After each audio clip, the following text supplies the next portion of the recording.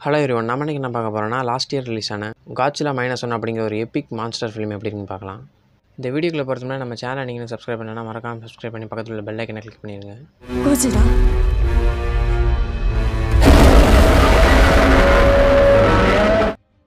First இந்த படத்தோட story என்ன அப்படின்னு பார்த்தோம்னா, காட்சிலா பார்த்திங்கன்னா ஊருக்குள்ளே நுழைஞ்சு கவர்மெண்ட்டுக்கு மிகப்பெரிய ஒரு சேதத்தை ஏற்படுத்துது. அதுக்கப்புறம் அந்த கவர்மெண்ட் காட்சிலா எப்படி கண்ட்ரோல் பண்ணாங்க அப்படிங்கிறத இந்த படத்தோட ஃபுல் ஸ்டோரி ரொம்ப கிரவுண்டடான ஸ்டோரி தான் ப்ரெசென்ட் பண்ணியிருக்காங்க. இந்த படத்தோட பாசிட்டிவ்ஸ் என்னென்ன அப்படின்னு பார்த்தோம்னா, ஃபஸ்ட்டு இந்த படத்தோட குவாலிட்டியை பற்றி சொல்லியே ஆகணும். இந்த படத்துக்கு டோட்டலாக அவங்க செலவு பண்ண காசு பார்த்திங்கன்னா 10 to 15 மில்லியன் தான். ஆனால் அந்த படம் பார்க்கும்போது ஒரு 150 மில்லியன் பட்ஜெட்டில் எடுக்கப்பட்ட படம் மாதிரி தான் தெரியுது. அந்த லெவலுக்கு இந்த படத்தில் விஎஃப்எக்ஸாக இருக்கட்டும், குவாலிட்டியாக இருக்கட்டும், எல்லாமே தாறுமாறாக இருந்துச்சு. இந்த படம் பார்த்திங்கன்னா பெஸ்ட்டு விஎஃப்எக்ஸ் ஃபிலிம் அப்படிங்கிற ஆஸ்கார் அவார்டையும் வின் பண்ணியிருக்கு. காட்சியில் வர ஒவ்வொரு ஃப்ரேமுமே தாறுமாறாக இருந்துச்சு. காட்சியில் வர எல்லா சீன்லேயுமே ஹாரரையுமே நல்லா மெயின்டைன் பண்ணியிருக்காங்க. ரைட்டிங்லாம் ரொம்பவே தாறுமாறாக இருந்துச்சு. இந்த படத்தில் உள்ள 2 மெயின் கேரக்டருக்கான ரைட்டிங் ரொம்பவே சூப்பராக இருந்துச்சு. அந்த கேரக்டரோட எமோஷ்னலாகவும் நம்மளால் கனெக்ட் ஆக முடியுது.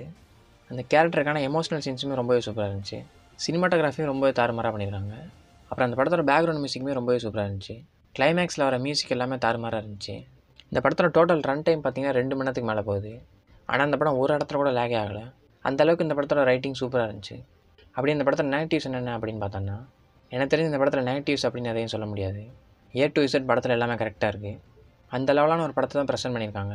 இது வரைக்கும் எத்தனையோ காட்சிலா படம் பார்த்துருப்போம். நான் அந்த எல்லா படத்தையுமே தூக்கி சாப்பிட்ற அளவுக்கு தான் அந்த படம் இருந்துச்சு. நான் இது வரைக்கும் பார்த்ததுலேயே ஒரு பெஸ்ட்டான காட்சிலா படம் இதான். நீங்கள் ஒரு ஜென்ரல் ஆடியன்ஸாக இருந்தாலுமே மறக்காமல் அந்த படத்தை செக் பண்ணி பாருங்கள். அந்த அளவுக்கு படத்தை தாறுமாறாக எடுத்திருக்காங்க. நீங்கள் இந்த படத்தை பார்த்துருந்தீங்கன்னா படம் எப்படி இருந்துச்சுன்னு கீழே கமெண்ட்டில் சொல்லுங்கள். அப்படி இந்த படத்துக்கான ரேட்டிங் அவுட் ஆஃப் 10க்கு எவ்வளோ கொடுப்பீங்கன்னு அதையும் கீழே கமெண்ட்டில் சொல்லுங்கள். நம்ம சேனலில் இந்த மூவி கொடுக்குற ரேட்டிங் 9 out of 10. அப்படியே இந்த வீடியோ பிடிச்சிருந்தால் லைக் பண்ணுங்கள், ஷேர் பண்ணுங்கள், மறக்காமல் சேனலை சப்ஸ்கிரைப் பண்ணுங்கள்.